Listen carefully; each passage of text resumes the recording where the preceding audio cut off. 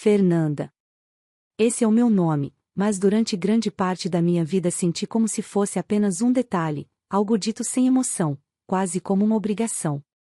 Dentro da minha própria casa, eu era uma presença discreta, quase invisível. Meu irmão, Eduardo, sempre ocupava todo o espaço, toda a atenção, todo o orgulho que meus pais tinham para oferecer. Eu cresci acreditando que se estudasse mais, se me dedicasse com todas as forças, talvez um dia pudesse merecer um olhar de aprovação, mas o que recebi em troca foram risadas abafadas e comparações cruéis que me marcaram mais profundamente do que qualquer cicatriz. As reuniões de domingo eram como um tribunal secreto no qual eu sempre saía condenada. Eduardo chegava atrasado, de terno impecável, e bastava contar uma anedota ou mencionar um caso no qual trabalhava para que minha mãe e meu pai se enchessem de orgulho. Ele falava e todos o ouviam como se suas palavras fossem ouro. Quando chegava minha vez, alguém perguntava, entre um gole de vinho e uma risada: "E aí, Fernanda, quantos gatos você cuidou essa semana?" Então vinham os olhares de desdém, as risadinhas sufocadas. "Ela brinca de veterinária", meu pai costumava dizer, sem nem se dar ao trabalho de esconder o sarcasmo. Eu engolia um nó na garganta e respondia com um sorriso forçado, tentando não demonstrar a dor que aquelas palavras me causavam. Na infância, enquanto Eduardo recebia elogios por cada desenho malfeitor que mostrava aos nossos pais, eu trazia para casa cadernos cheios de anotações sobre animais, listas de curiosidades, desenhos detalhados que eu mesma fazia depois de passar horas observando pássaros ou gatos de rua. Nunca houve interesse. Eu me recordo nitidamente de um dia em que cheguei correndo, com os olhos brilhando, segurando um livro de biologia que havia conseguido emprestado da biblioteca da escola. "Olhem só, esse capítulo fala sobre o sistema digestivo dos cães", eu disse, animada. Meu pai, sem sequer levantar os olhos do jornal, murmurou: "Isso não te levará a lugar nenhum, Fernanda." Minha mãe completou: "Se ao menos você fosse como o Eduardo." Essas palavras se repetiram como um eco ao longo de toda a minha adolescência. Enquanto Eduardo era preparado para grandes coisas, eu me agarrava ao que me dava sentido, os animais que eu ajudava, mesmo sem nenhum recurso.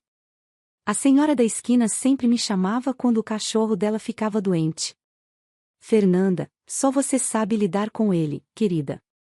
O brilho de gratidão nos olhos dela era mais valioso para mim do que qualquer elogio vazio de minha família.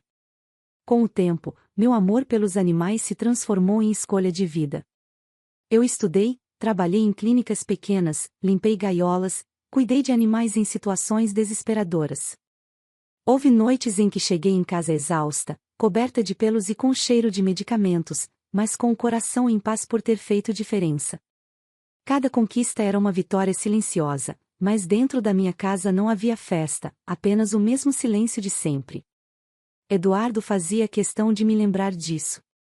"Você acha que cuidar de cachorro vai te sustentar? Um dia vai cansar dessa fantasia." Eu o encarava, mas não respondia. Aprendi que, com ele, qualquer resposta era transformada em munição contra mim. Quando finalmente abri minha clínica, depois de anos de esforço, empréstimos pagos com juros pesados e noites mal dormidas, pensei que talvez fosse o momento em que meus pais olhariam para mim com orgulho. Fiz convites, organizei uma inauguração simples, mas de coração. No dia, eles apareceram por alguns minutos, disseram parabéns em tom frio e logo foram embora. Eduardo ficou mais tempo, mas apenas para passear pelos corredores e soltar sua ironia. "Bonito. Parece uma lojinha de pets, dessas que vendem aquário e ração barata." As pessoas ao redor riram, e eu engoli seco. Sorri, agradeci a presença e segui em frente, mesmo com a sensação de que havia levado um soco no estômago. Naquela noite, quando fechei as portas da clínica pela primeira vez, fiquei sozinha. O cheiro de tinta fresca ainda estava no ar, misturado ao perfume das flores que alguns clientes haviam enviado em agradecimento. Passei a mão pelas grades das gaiolas vazias, toquei as mesas de inox e deixei que algumas lágrimas caíssem. Eu havia conquistado aquilo com minhas próprias mãos, sem a ajuda de ninguém. Era meu templo, meu lar, meu legado. Mas dentro de mim, a pergunta não cessava: por que nunca era suficiente para eles? Eu me sentei no chão, encostada na parede recém-pintada, e respirei fundo. Ali, entre o silêncio e a solidão, fiz uma promessa silenciosa a mim mesma: não importa quantas vezes me chamassem de sombra, eu iria provar que tinha luz própria. Não sabia como, nem quando, mas sabia que meu momento chegaria. E quando chegasse, nada, nem mesmo Eduardo, seria capaz de me apagar. Eduardo sempre foi a estrela da casa. Desde criança, tudo o que ele fazia era celebrado como se fosse uma grande conquista, enquanto eu permanecia à margem, invisível. Ele não precisava se esforçar, bastava abrir a boca e todos já se inclinavam para ouvir. Cresci acompanhando sua sombra, aprendendo que o espaço que ele ocupava era inalcançável para mim. Meus pais diziam com frequência: Eduardo nasceu para o sucesso. E eu, ao ouvir, me perguntava em silêncio o que, afinal, havia nascido para ser. Na adolescência, as diferenças entre nós ficaram ainda mais gritantes. Enquanto eu passava minhas tardes estudando e cuidando de animais abandonados, Eduardo se divertia em festas, cercado de amigos que o tratavam como um príncipe. Voltava para casa tarde, às vezes embriagado, mas meus pais não viam problemas. É normal, ele está só aproveitando a juventude, dizia minha mãe, fechando os olhos para qualquer falha dele. Bastava que eu chegasse 10 minutos além do horário permitido e já era recebida com broncas severas. A régua com que éramos medidos nunca foi a mesma. Quando Eduardo decidiu estudar direito, parecia que o mundo havia parado para aplaudi-lo. Ele vai ser doutor, meu pai exclamou, orgulhoso, como se já previsse as manchetes dos jornais estampando o nome do filho. Eu lembro da sensação de estar sentada à mesa naquele dia, ouvindo aplausos, risos, planos, enquanto minha existência se resumia a um silêncio constrangedor. Ninguém perguntou quais eram meus planos. Ninguém se interessou em saber que eu havia conseguido uma bolsa parcial para estudar veterinária. Para eles, era como se meus sonhos fossem um capricho infantil diante da grandeza de Eduardo. Com o tempo, ele foi se tornando cada vez mais arrogante. Seus modos, sua voz firme, a confiança com que se dirigia às pessoas, tudo isso era usado como arma para me diminuir. Fernanda, você não entende nada de responsabilidade, dizia ele em reuniões de família, quando eu mencionava a clínica ou algum caso de animal que tinha atendido. Um advogado defende vidas de verdade, não cachorros e gatos. Ele falava alto, com aquele tom teatral, e as pessoas ao redor riam ou balançavam a cabeça em concordância. Eu, por dentro, queimava de raiva, mas aprendi a calar. Cada vez que eu respondia, ele torcia minhas palavras contra mim, transformando minha defesa em motivo de chacota. A maneira como manipulava a todos era quase hipnótica. Lembro-me de um jantar em que um tio comentou sobre minhas notas na faculdade. Antes que eu pudesse agradecer o elogio, Eduardo interrompeu: ela sempre foi esforçada, mas esforço não é o mesmo que talento. Alguns nascem para brilhar, outros para tentar. As risadas ecoaram como facadas, e meu coração latejou de vergonha. Ninguém percebeu as lágrimas que engoli naquela noite, ninguém notou como minhas mãos tremiam embaixo da mesa. Eduardo era mestre em me transformar em alvo sem parecer cruel. Ele fazia isso sorrindo, com elegância, como se fosse apenas uma brincadeira. Mas eu sabia, era cálculo puro. Quando ele se formou, o orgulho dos meus pais atingiu o auge. Fizeram uma festa enorme, contrataram buffet, música ao vivo, convidados de todas as partes. Disseram que era o início da grande carreira de Eduardo, o advogado que levaria o nome da família a outro patamar. Eu ajudei a organizar mesas, servi convidados, sorri para fotos que não foram tiradas para mim. Ao final da noite, ele se aproximou, com uma taça na mão, e disse baixo, para que apenas eu ouvisse: você nunca vai ser nada além de uma nota de rodapé, Fernanda. Naquele instante, algo dentro de mim se quebrou, não porque eu acreditasse nele, mas porque percebi que para meus pais, aquela mentira parecia ser verdade. Conforme os anos passaram, Eduardo acumulou clientes e fama. Era chamado para dar entrevistas, citado em jornais locais, exaltado como exemplo de sucesso. Sempre que aparecia na televisão, minha mãe ligava a todos os parentes: olhem só, é o Eduardo, meu filho, o advogado brilhante. Quando eu aparecia em uma simples reportagem de bairro, falando sobre campanhas de adoção de animais, eles nem sequer mencionavam. Para eles, meu trabalho não era digno de orgulho, apenas um detalhe irrelevante. Eu me perguntava constantemente de onde vinha tanta necessidade de me esmagar. Talvez Eduardo visse em mim algo que o incomodava, uma força silenciosa que ele não entendia, porque a dele sempre veio do aplauso, nunca do esforço. Eu não tinha holofotes, mas tinha verdade. E embora naquele tempo eu ainda não soubesse, essa verdade seria a arma que, um dia, mudaria tudo. Naquele período, eu já começava a notar um padrão perigoso. Eduardo não apenas se satisfazia em me humilhar, ele precisava que todos acreditassem que eu era menor, irrelevante, incapaz. Era como se sua identidade dependesse da minha anulação. E, quanto mais eu construía meu caminho com dignidade, mais ele se incomodava. Eu não tinha provas ainda, mas algo me dizia que as sementes de algo maior, algo que viria me atacar diretamente, já estavam sendo plantadas por ele em silêncio. A notícia da morte do meu pai chegou em uma manhã fria, e embora eu sempre tivesse convivido com a distância afetiva dele, senti como se uma parte da minha infância tivesse sido arrancada de mim. Ele nunca me deu abraços calorosos, raramente me dirigiu palavras de orgulho, mas era meu pai, e a ausência dele criou um vazio que nenhum rancor conseguiu preencher.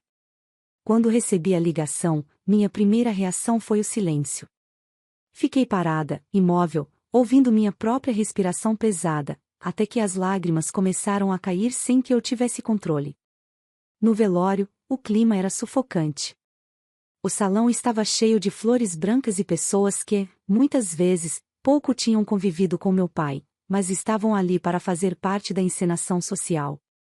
Eu estava sentada em um dos bancos, olhando para o caixão, tentando encontrar alguma lembrança realmente feliz dele, mas o que vinha à minha mente eram imagens fragmentadas de reprovações e cobranças.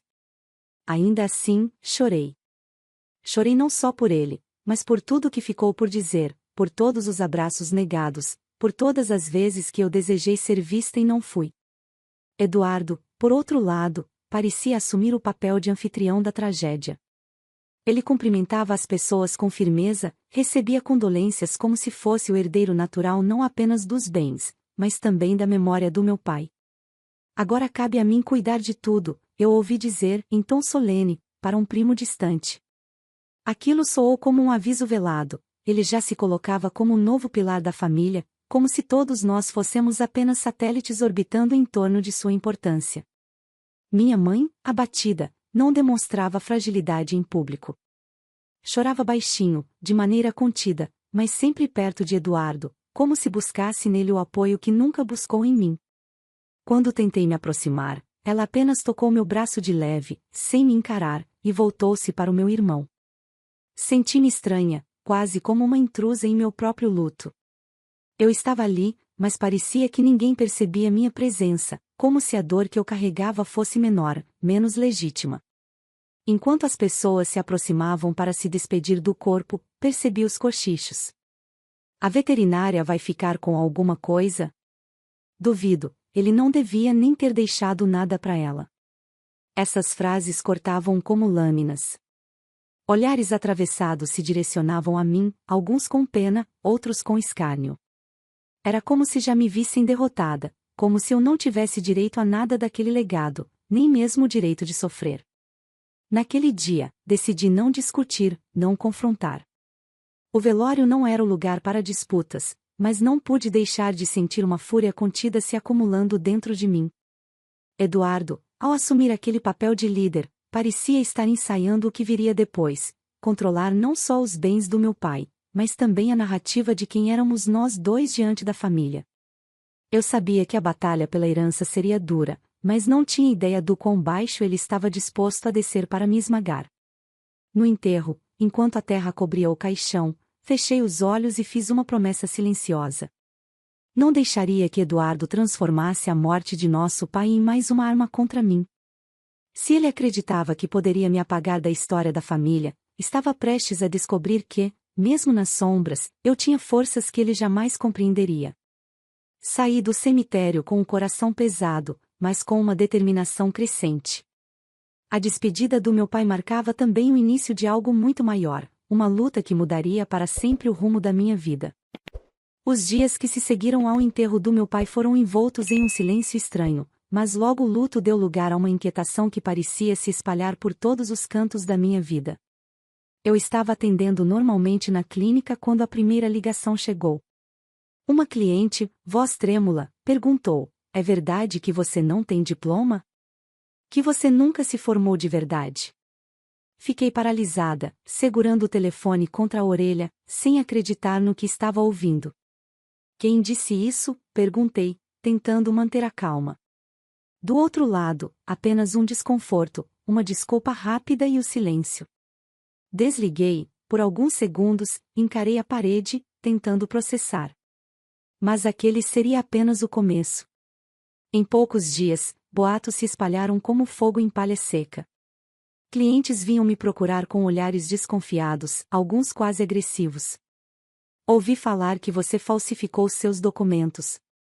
Disseram que animais morreram aqui porque você não sabe o que está fazendo." Eram acusações absurdas, sem qualquer fundamento, mas repetidas tantas vezes que começaram a criar rachaduras na confiança que levei anos para construir. Um contrato de convênio com uma ONG foi suspenso. 2 clientes antigos deixaram de me procurar. A cada ligação estranha, a cada olhar atravessado, eu sentia que algo muito maior estava acontecendo. Não demorou para eu descobrir de onde vinham os rumores. Eduardo. Eu já conhecia a forma como ele operava, com elegância aparente, mas sempre lançando pequenas bombas para me destruir. Descobri, através de um amigo em comum, que ele andava insinuando em rodas sociais que eu era uma fraude. Ela sempre foi esforçada, mas nunca teve competência de verdade, ele dizia. Qualquer dia desses, alguém vai descobrir que essa clínica é só fachada. O veneno escorria das palavras dele, e os outros, encantados com sua postura de advogado respeitado, acreditavam sem questionar. O golpe mais duro veio quando fiscais apareceram de surpresa na clínica, exigindo documentos, registros, licenças. Eu sabia que estava em ordem, mas a sensação de ser tratada como criminosa dentro do espaço que construí com tanto esforço me deixou em pedaços. Enquanto mostrava pastas, certificados, comprovantes, minhas mãos tremiam. Eles foram profissionais, mas a simples presença deles ali, diante dos clientes, já bastava para manchar minha imagem. Depois que foram embora, sentei atrás do balcão, exausta, sentindo que Eduardo havia conseguido me atingir exatamente onde mais doía, meu trabalho, meu propósito. Foi nesse momento que decidi não enfrentar isso sozinha. Liguei para Marcelo, meu amigo e advogado, e contei tudo em detalhes. Ele ouviu em silêncio, e quando terminei, respondeu com firmeza: "Fernanda, isso não é apenas fofoca. Seu irmão está armando contra você, e nós vamos precisar reagir com estratégia." A palavra estratégia acendeu algo dentro de mim. Pela primeira vez, percebi que talvez eu pudesse transformar aquela dor em luta. Marcelo marcou um encontro comigo no escritório e prometeu começar a levantar informações sobre as movimentações de Eduardo. Naquela noite, fechei a clínica mais cedo. Caminhei entre as gaiolas vazias, acariciei o pelo de um cachorro que estava internado e me perguntei como alguém poderia ser capaz de tentar destruir não apenas a mim, mas também todos aqueles animais que dependiam do meu trabalho. Eduardo não queria apenas me humilhar, ele queria apagar completamente qualquer vestígio do que eu havia construído. Mas, ao invés de ceder, decidi que resistiria. Não deixaria que ele me arrancasse a única coisa que era verdadeiramente minha. Deitada em minha cama, exausta, repassei cada detalhe do dia. As acusações, as visitas inesperadas, as vozes de clientes desconfiados ecoavam na minha mente como marteladas. Mas entre elas, a frase de Marcelo se destacava: "Precisamos de estratégia." Eu sabia que Eduardo era inteligente, ardiloso e tinha influência. Mas eu tinha algo que ele nunca teria: verdade. E, naquele momento, mesmo machucada e cercada por dúvidas, comecei a traçar mentalmente a linha de batalha que estava por vir. Marcelo me recebeu em seu escritório como se já esperasse pela gravidade da situação. O ambiente era sério, as paredes cobertas por livros de direito alinhados como soldados em prontidão. Eu me sentei diante dele, ainda com a sensação de carregar o peso dos boatos que corroíam minha clínica. Fernanda, disse ele, abrindo uma pasta recheada de documentos, o que encontramos aqui é mais sério do que imaginávamos. Eu respirei fundo, preparando-me para ouvir verdades que poderiam me despedaçar. Ele espalhou algumas folhas sobre a mesa. Eram cópias do testamento deixado pelo meu pai. Eu já tinha visto uma versão, mas aquela era diferente. Veja essas assinaturas, explicou Marcelo, apontando com o dedo para um trecho. Claramente foram adulteradas. A caligrafia não é consistente, os traços estão forçados. Senti o coração disparar. Você está dizendo que Eduardo mexeu no testamento? Marcelo assentiu com firmeza. Tudo indica que sim. Ele manipulou cláusulas para garantir que você fosse praticamente excluída da herança. Meu estômago se revirou.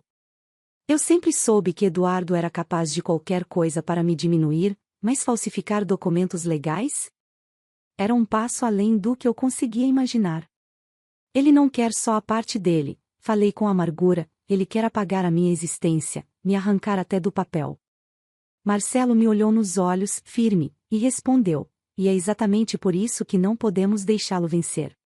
Passamos horas analisando detalhes, comparando versões, reunindo provas.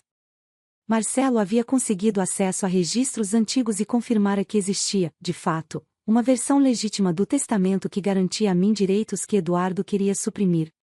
A cada linha que lia, a indignação crescia dentro de mim. Era como se, além de tentar destruir minha reputação profissional, ele tivesse arquitetado um plano para me roubar até o pouco reconhecimento que meu pai havia deixado.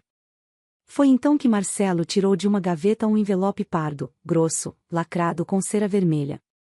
Colocou-o diante de mim como se fosse um artefato precioso. Este é o nosso trunfo. Aqui estão cópias autenticadas, registros oficiais e provas da adulteração. Não vamos apresentar isso agora, porque precisamos do momento certo. Mas quando entregarmos ao juiz, não haverá como Eduardo escapar. Toquei o envelope com cuidado, como se fosse feito de vidro. Dentro dele estava não apenas minha chance de justiça, mas também a prova de que minha luta não era em vão. A estratégia era clara: manter silêncio. Fingir que estava acuada, derrotada, enquanto Eduardo se vangloriava e se afundava em sua própria arrogância. Ele vai pensar que venceu, disse Marcelo, e será justamente aí que perderá tudo. A ideia de enganar Eduardo com sua própria confiança me deu um certo alívio. Pela primeira vez em semanas, senti que talvez não estivesse tão vulnerável quanto parecia. Quando saí do escritório naquela noite, o ar frio da rua me trouxe uma sensação de despertar. Eu olhei para as luzes da cidade e pensei em como Eduardo sempre acreditou que o poder estava apenas na aparência, nos discursos, nas manipulações. Eu, ao contrário, estava aprendendo que a verdadeira força estava em resistir, em guardar silêncio até o momento certo, em acreditar na verdade mesmo quando todos a negavam. Cheguei em casa e deixei minha bolsa cair no sofá. Fechei os olhos e imaginei o tribunal, as pessoas reunidas, Eduardo zombando de mim como sempre fazia, e o juiz abrindo aquele envelope lacrado. Por um instante, consegui visualizar a expressão de espanto que tomaria o rosto do meu irmão. Sorri sozinha. Pela primeira vez em muito tempo, senti que tinha algo capaz de mudar o jogo. E eu estava pronta para esperar o momento certo de usá-lo. O dia da leitura do testamento chegou como uma sentença. Desde cedo, acordei com o coração acelerado, as mãos inquietas e a sensação de que o ar estava mais denso, difícil de respirar. Vesti uma roupa sóbria, simples, nada que chamasse atenção, queria que meus gestos falassem mais alto do que qualquer aparência. Quando olhei no espelho antes de sair, vi em meus olhos algo que não via há muito tempo, uma determinação silenciosa, pronta para resistir. O fórum estava cheio de rostos familiares, mas não havia calor em nenhum deles. Parentes distantes cochichavam em cantos, alguns me lançavam olhares de desconfiança, outros me ignoravam por completo. Era como se já tivessem escolhido um lado antes mesmo de o juiz pronunciar a primeira palavra. Caminhei pelo corredor, cada passo ecoando como um lembrete de que eu não era bem-vinda.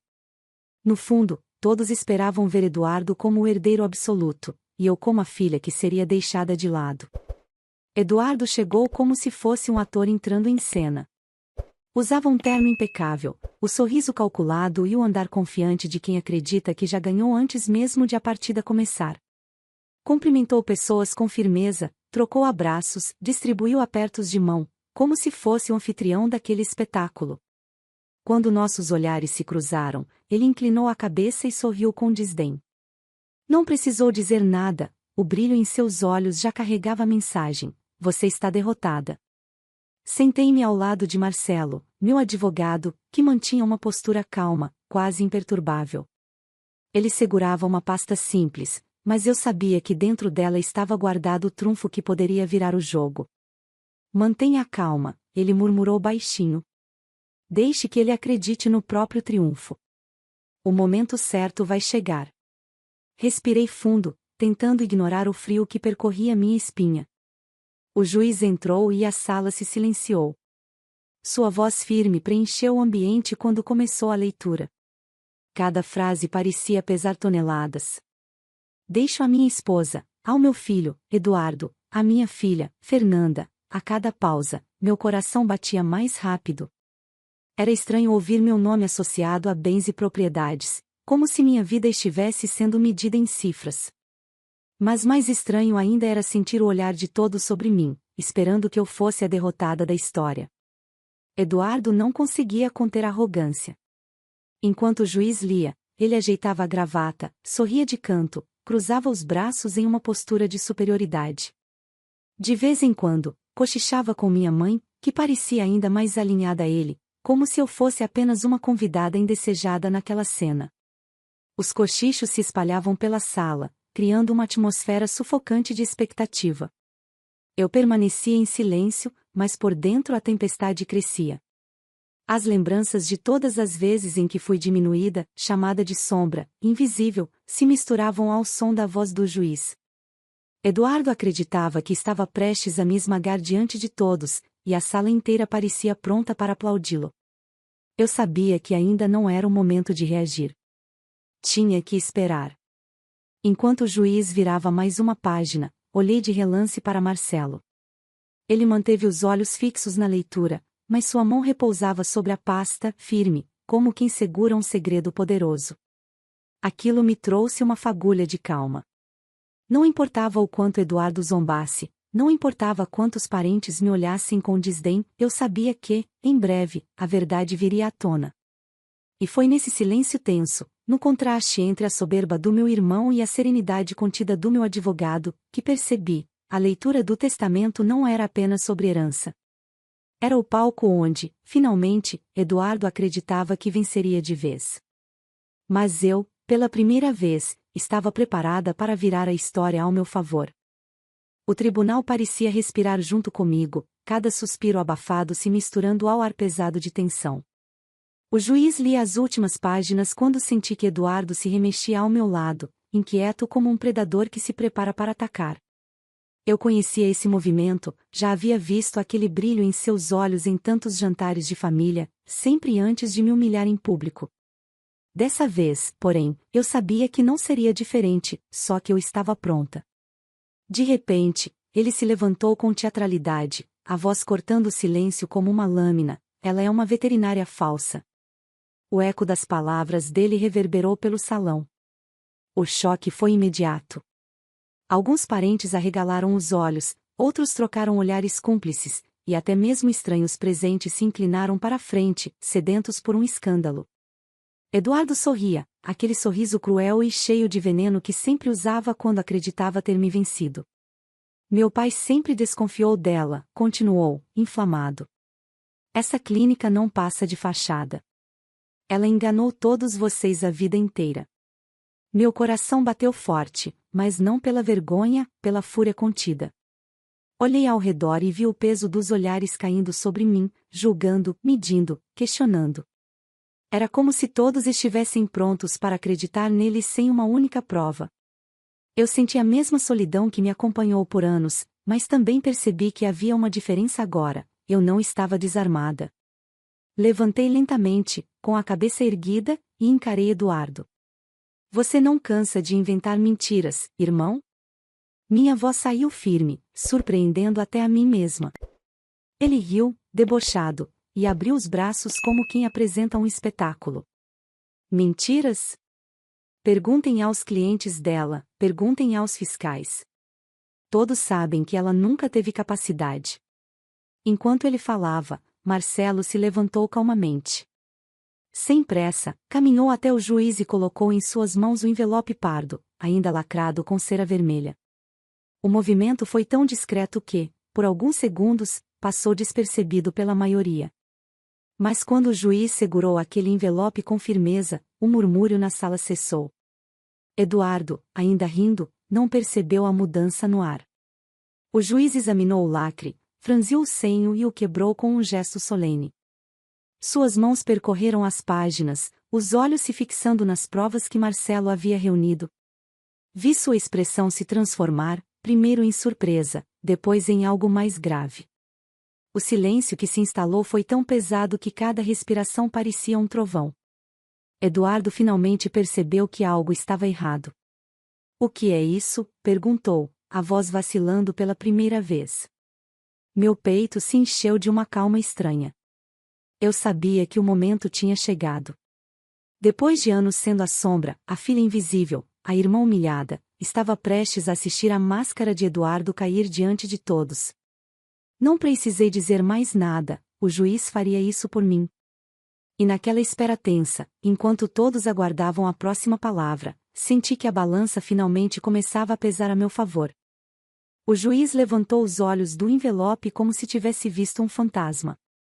Sua expressão endureceu, e a sala mergulhou em um silêncio sufocante. Todos aguardavam ansiosos, alguns inclinando o corpo para a frente, outros prendendo a respiração. Eu podia ouvir o som abafado do relógio marcando os segundos na parede, cada tic-tac pesando como um martelo. Eduardo, que até então exibia um sorriso confiante, começou a se mexer na cadeira, inquieto. Pela primeira vez, notei uma sombra de incerteza em seu rosto. A voz do juiz ecoou, grave, cortando o ar: parem este tribunal imediatamente. Prendam ele, o impacto foi devastador. O murmúrio explodiu em ondas de choque, parentes se entreolhando, jornalistas apressando-se para anotar cada detalhe, e eu, imóvel, absorvendo cada palavra como um bálsamo depois de anos de humilhações. Eduardo se levantou de súbito, a cor esvaindo de seu rosto. Isso é um absurdo, gritou, tentando manter o tom autoritário que sempre usava. Mas sua voz já não carregava mais o mesmo peso. O juiz continuou, implacável: as provas aqui apresentadas confirmam a adulteração do testamento, falsificação de assinaturas e difamação criminosa contra sua própria irmã. Todas as tentativas de manipulação estão documentadas e autenticadas. Ele ergueu o envelope diante de todos, como se fosse uma sentença em forma de papel. Eduardo tentou avançar, protestando, mas dois oficiais já estavam ao seu lado, firmes, colocando as algemas em seus pulsos. O som metálico ecoou pelo salão, e naquele instante, a imagem do filho perfeito se desfez como vidro em queda. Minha mãe levou as mãos ao rosto, em choque, incapaz de dizer uma palavra. Alguns parentes, que antes cochichavam contra mim, agora desviavam os olhos, envergonhados, como se quisessem desaparecer. O peso da verdade era incontornável, e todos sabiam disso. Eu, por minha vez, não esbocei um sorriso, não comemorei. Permaneci em silêncio, observando. Era mais do que vingança, era justiça. Eduardo, desesperado, tentou a última cartada. Ela armou tudo. Isso é uma conspiração ridícula. Mas sua voz soava patética, vazia. Ninguém mais acreditava nele. O juiz o interrompeu com firmeza: chega. A justiça não é palco para teatros pessoais. Suas ações falam por si. Olhei para meu irmão sendo levado algemado, os ombros arqueados, o olhar perdido. Era um contraste brutal com o homem altivo que entrará na sala horas antes. Por um instante, senti um aperto no peito, não de pena, mas de constatação. Eduardo tinha cavado sua própria ruína com as próprias mãos, acreditando que poderia me destruir impunemente. A cada passo que ele dava escoltado para fora, senti uma parte de mim se libertando de correntes invisíveis que carreguei por toda a vida. Já não era mais a filha esquecida, a irmã diminuída. Eu havia provado minha verdade, não apenas diante da lei, mas diante de todos que insistiram em me tratar como sombra. Quando o silêncio voltou a se impor no tribunal, percebi que aquela cena jamais seria esquecida. O irmão perfeito havia sido desmascarado, e eu, pela primeira vez, ocupava o espaço que sempre me fora negado. Quando saí do tribunal naquele dia, o sol parecia mais forte do que nunca, aquecendo meu rosto como se o mundo, enfim, tivesse decidido me enxergar. Caminhei devagar pela escadaria, sentindo cada degrau sob meus pés como um símbolo da minha própria jornada, da sombra à luz, da invisibilidade ao reconhecimento. As pessoas ainda comentavam em voz baixa, jornalistas tentavam se aproximar, mas eu só ouvia o som da minha própria respiração. Eu tinha vencido, e não era apenas sobre herança ou dinheiro, era sobre dignidade. Eduardo foi levado algemado diante de todos. O advogado brilhante, o filho perfeito, agora se tornará o vilão desmascarado. As provas contra ele eram irrefutáveis, e o juiz determinou prisão preventiva até o julgamento definitivo. Ele havia perdido tudo: credibilidade, prestígio, a confiança da família e até mesmo a liberdade. Eu o vi ser colocado na viatura com os olhos baixos, o rosto pálido, e percebi que o maior castigo dele não seria a prisão em si, mas a vergonha pública. Eduardo viveu para os holofotes, e agora seria lembrado apenas como uma fraude. Minha mãe, ao perceber que havia defendido o filho errado durante toda a vida, caiu em silêncio. Ela não me procurou naquele dia, nem nos dias seguintes. Soube, através de uma tia, que passou noites chorando, sem acreditar na extensão das mentiras de Eduardo.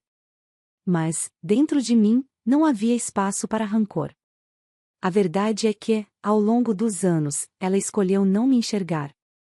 Essa cegueira agora tinha um preço, e não era eu quem deveria cobrá-lo, era ela mesma. Com o tempo, talvez encontrasse coragem para se aproximar de mim, mas naquele momento, seu castigo era conviver com o vazio da própria escolha. Alguns parentes, antes tão rápidos em me julgar, começaram a me procurar. Fernanda, me perdoe, nós não sabíamos, você sempre foi correta, e eu deveria ter confiado. Eu os ouvi, mas não ofereci respostas longas. Aprendi que palavras não apagam feridas profundas. Apenas o tempo mostra quem merece permanecer em nossa vida. Não os expulsei, mas mantive distância. Minha luta havia sido solitária, e eu jamais esqueceria quem me virou as costas quando mais precisei. Marcelo, meu advogado, tornou-se mais do que um aliado. Foi a peça essencial que transformou meu silêncio em estratégia, que acreditou em mim quando todos duvidavam. Depois do julgamento, ele colocou a mão no meu ombro e disse: eu sabia que a verdade venceria, Fernanda. Você só precisava de alguém para segurar a lanterna no caminho escuro. Suas palavras me emocionaram mais do que eu esperava, porque, pela primeira vez, alguém reconhecia a minha força sem diminuir minha dor. E quanto a mim? Eu não saí do tribunal como herdeira apenas de bens. A herança material ficou dividida de acordo com a versão legítima do testamento, propriedades, valores, parte da clínica que já era minha de direito. Mas o que realmente herdei foi algo que não tinha preço, o respeito que sempre me foi negado.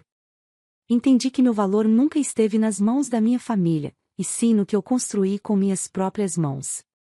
Voltar para a clínica foi como respirar depois de uma longa asfixia. Os clientes que antes desconfiaram retornaram, agora com palavras de apoio.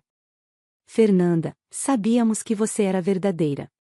Nunca mais duvidaremos de você. Os animais me recebiam como sempre, com olhares sinceros, abanando rabos, ronronando.